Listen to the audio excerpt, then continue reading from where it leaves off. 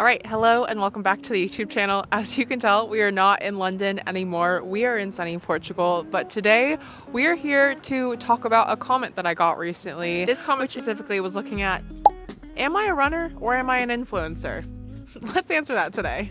So I actually started running in 2020, and when I first started, I actually started out on a podcast because I was too scared to actually show my face online. I don't think at any point did I ever think that we would grow to where we are now, which has been incredible, but it does beg the question, am I here to share more about me and my running journey, or am I just here to get clout and grow my account to become a full-time influencer? So I actually didn't start my distance running journey too long ago. It was only in 2020 where I not only started running, but I also wanted to share a bit more about my running online.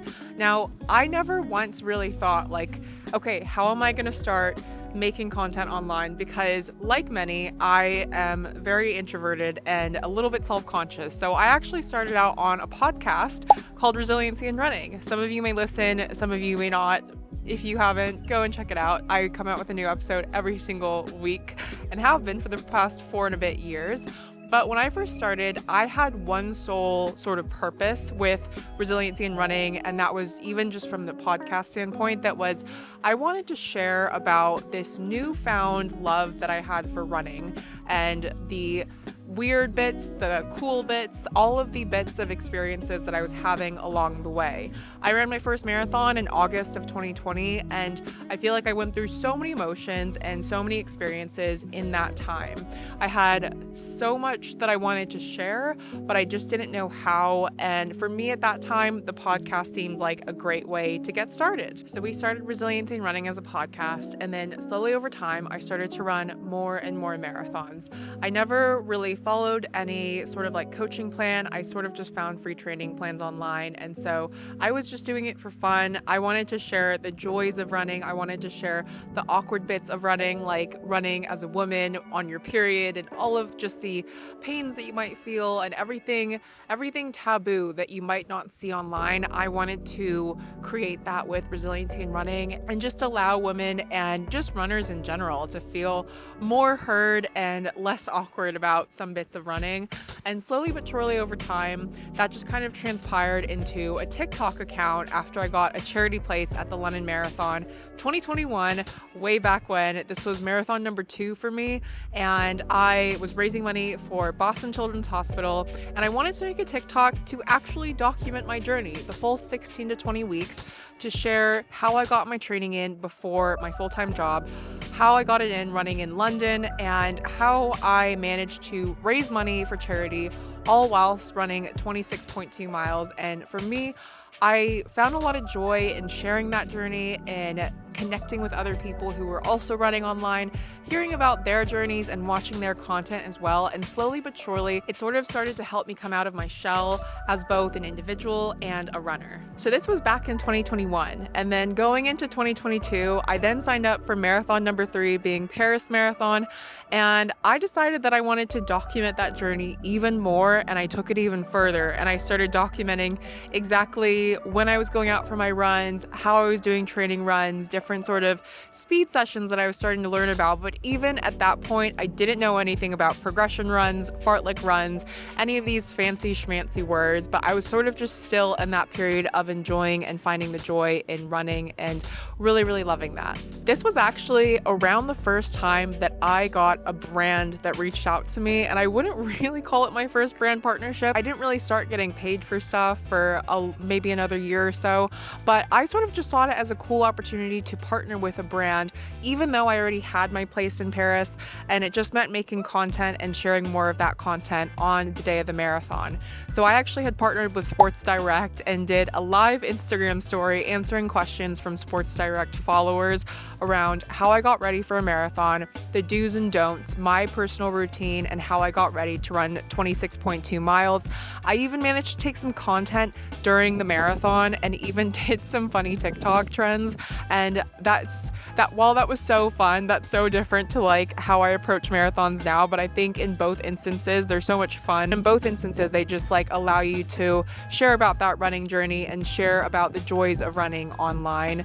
But that was sort of the first time where I saw that the content that I was producing online actually got into the eyes of a brand. And I saw the opportunity to not only connect with them, but be able to utilize their audience, connect with their audience. And I really found that so interesting and intriguing. And yeah, that was sort of the first time that I thought, oh, this isn't just my silly little TikTok account. This actually could be something more. So we ran Paris. And then next we ran Berlin, again with a charity. I ran with Alzheimer's Society in honor of my grandpa Jack, who did pass away from Alzheimer's. So it was a very special, very meaningful marathon. But again, I created content around it. I was sharing more about sort of different plans that I was finding online, mostly through runnersworld.com, and just sharing about the journey of training for yet another marathon. This was around the time that I also kind of started to feel like I wanted to run maybe a little bit faster and just see if I could or if I was able to. So I looked for a plan online that specifically looked at a sub 4 marathon. And because my previous 2 marathons were around 4:12 and 4:11, I kind of felt like it was in sight and that I could possibly accomplish this goal. And I did end up running it in 4:10. Yeah, again, we created more vlogs, more just taking people along the journey of coming with me to Berlin Marathon. And it was just so fun to kind of see the level of interest that people had, and not only like the kit bag that you get given at the expo, or what it looked like to shake out for the first time before a marathon, and sharing about, whether or not to shake out, and wondering if that was going to play into the energy that I had on race day itself. But again, just being able to interact with people, even if it was only getting 1,000 views at a time or only getting 100 likes, it was so meaningful to me. And I love the ability to connect with people and just find community in running online. I think the biggest break that I would probably say I had was running Manchester Marathon at the beginning of 2023. This was special for a number of reasons, because I was injured sort of at the beginning/end of 2022, and sharing that sort of injury journey online and the journey of injury to rehab to coming back to running was something that I wasn't sure people would be interested in, but I was so shocked by sort of the response of it and the amount of people that felt like they weren't alone in having a running injury and felt like they had someone else going through it with them, and going through that return to running of a mix of walk runs and slowly but surely building back towards being able to run at 26.2 miles at a time. And I went into Manchester Marathon truly not knowing if I was going to be able to run it. I had registered and gotten my place the year before after I didn't get into the London Marathon ballot. And I actually was then reached out to by Adidas for the very first time. And this was just such a cool opportunity, because it was not only an opportunity to create content on a weekly basis building up to the marathon with them, but also an opportunity to experience some of the activations that they had around Manchester Marathon on the weekend, meet other people that were also doing shakeout runs and run clubs with Adidas, to connect on their gear, try out their gear, and see what it felt like. And it was just a really great way to be introduced to a brand, but also such a cool first time experience for me, especially. I think one of the most special parts about doing Manchester Marathon with Adidas was because this was my first return to running, and going into the marathon, just being grateful to be there, being grateful that I could even run in the first place, and really just going in with absolutely no time goal and then coming out with a huge 28-minute PB was such an insane experience. But then to also just be able to have done that with Adidas and have them there as support, have Gabriel there as support, and it was just such a magical day that I'll never forget. And being able to share that online, I think a lot of people, because they had seen my build back from injury, they knew just how special that was. And I'll never forget the amount of comments and DMs and support that I got online on that day of people just like going absolutely crazy because, like me, I was only going for a sub 4 goal and I ended up running a 3:42, which was just insane. But it was something that I got to share in and connect it with the meaning of resiliency in running and finding the resiliency in running, even after having an injury and even after going through really tough things in your life. And again, just to kind of finish on Manchester Marathon with Adidas, I think one of the most special parts about that was that I already had my place at Manchester, and I had a brand that believed in me enough that wanted to work with me and share content in the lead up to a marathon like Manchester. And following Manchester, that kind of just started this domino effect of opportunities, not only from Adidas, but other brands as well. And getting to go to headquarters for the first time to see how their products were made and to connect with people that actually worked at Adidas, I think was something that was really, really cool for me and really helped me learn more about the brand and really helped me connect with it a lot more. A lot of people will always tell me that they think that I'm like partnered with Adidas or that I'm like a signed athlete with Adidas, but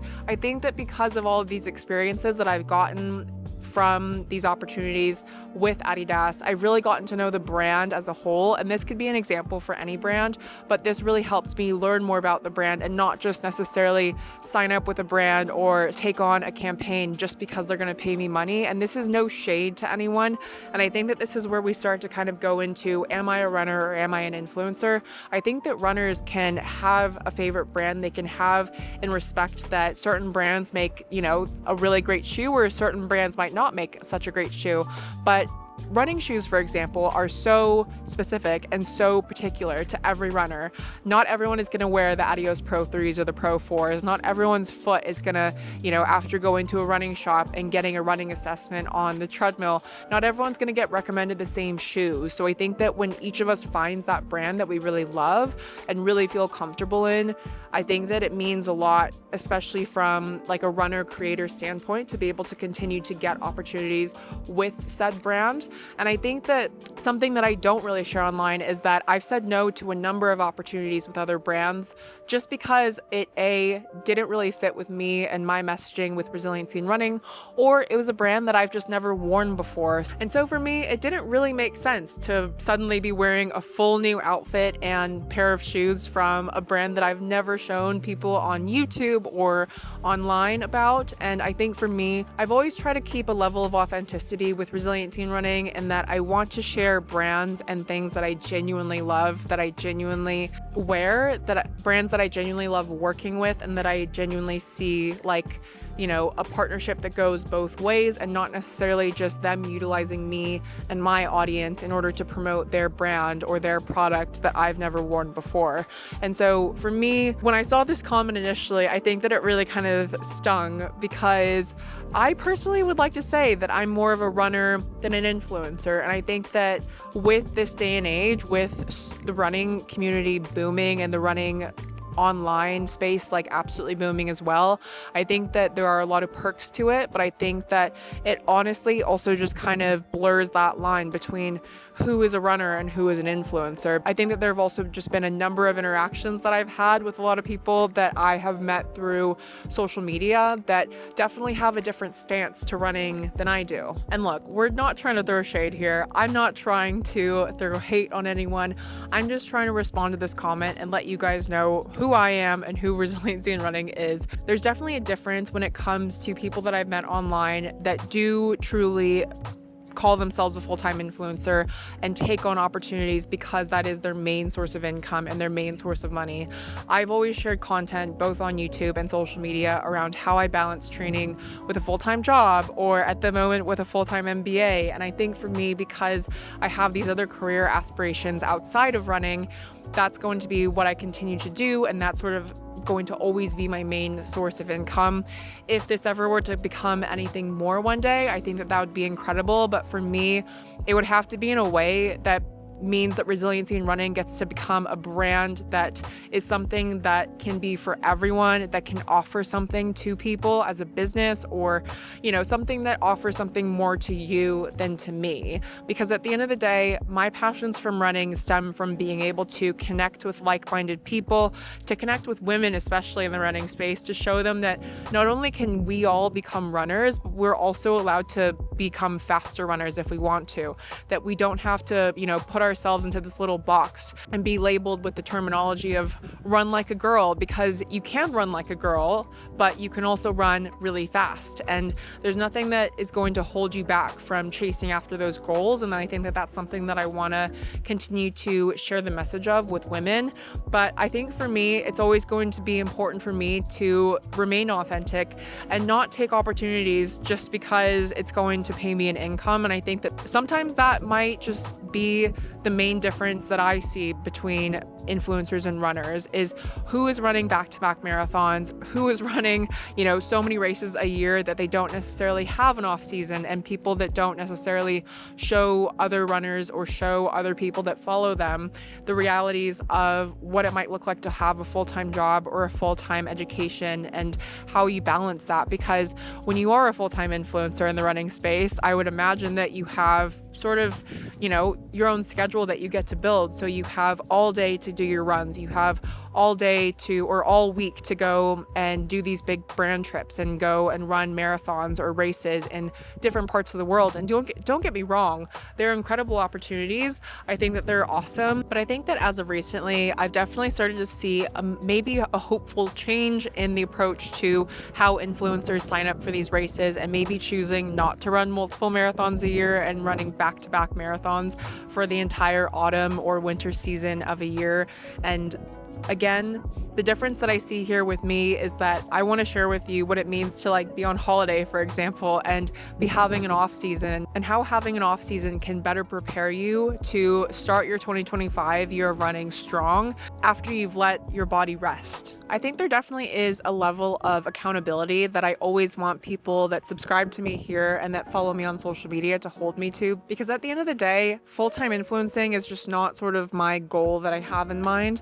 And I think that something else that recently happened that really struck that chord for me was Valencia Marathon, and choosing to pull out with New Balance, who was the sponsor and partner that I was going to be running it with. And for those that might not know, Valencia was actually the first opportunity where a brand gifted me a place at a marathon that I had accepted and was very excited to be doing. Again, have been approached in the past with other opportunities, but this was sort of the first opportunity where I looked at my list of marathons that I've been looking to do. I saw Valencia, and when New Balance came to me with this opportunity to run with a bib, I just thought that it would be such a cool opportunity. And it was something that was definitely eye-opening, because when I then decided to pull out alongside New Balance, who also decided to sort of pull out and utilize their funds towards local charities and funding for the flooding versus activations at the marathon, I definitely saw a lot of people online on social media that really seemed to think that I live this very luxurious lifestyle as a full-time influencer that has access to all of these opportunities all the time, when in reality, this was the very first one that I had ever accepted. I think that's something that really always stuns me still at some influencer events, is that I get a lot of other running influencers that come up to me and ask me, if I'm running the same marathon as them, or if we are running the same marathon, their next question is always, which brand are you running it with? And as someone who does like to think of herself as more of a runner, I've always either registered or time qualified for my marathons. And that's something that I'm very proud of, that I'm not trying to show off necessarily, but it's just more aligned with my messaging around my desire to share my running journey online. At the moment, training and working towards a Boston qualifying time that has taken well over a year, but just showing that the real journey in it takes a lot of grit and time and getting back up again, and not necessarily just saying yes to every single opportunity to run multiple marathons a year, because realistically, that's not going to help my journey in, working towards my goal of a Boston qualifier. that might actually do the opposite for me and lead to injury a lot easier or burning out from running. And for me, I only ever want to say yes to opportunities that align well with me, with brands that I believe in, that I love. But at the same time, I think that I, especially after Valencia, definitely want to tread even more carefully, because I think that people on the internet always do have a way of getting into your head, but I'm working on trying to be a lot better about that and really make decisions that I believe in, that work well, and follow resiliency in running. So to close out this video, let's answer the question: do I think I'm a runner or an influencer? I definitely say a runner. Let me know what you think in the comments below, and I hope that you enjoyed this video. If you did, make sure to give it a big thumbs up and let me know what sort of content you want to see from me next. We are actually going to be racing, I say quotations racing, but I have signed up for a local 9K here in Portugal that I will be vlogging and sharing next week. So make sure to subscribe so you are able to watch that video as well. But yeah, subscribe because I come out with a new video every single week, specifically on Fridays at 10 a.m. GMT. And like I said at the beginning, if you are interested in the podcast, we come out with a new episode most Fridays at 6 a.m. GMT. So yeah, make sure to follow along, and I hope that you enjoyed this and hope that you get to continue following along my running journey with me as well. And I will see you in the next video. Bye.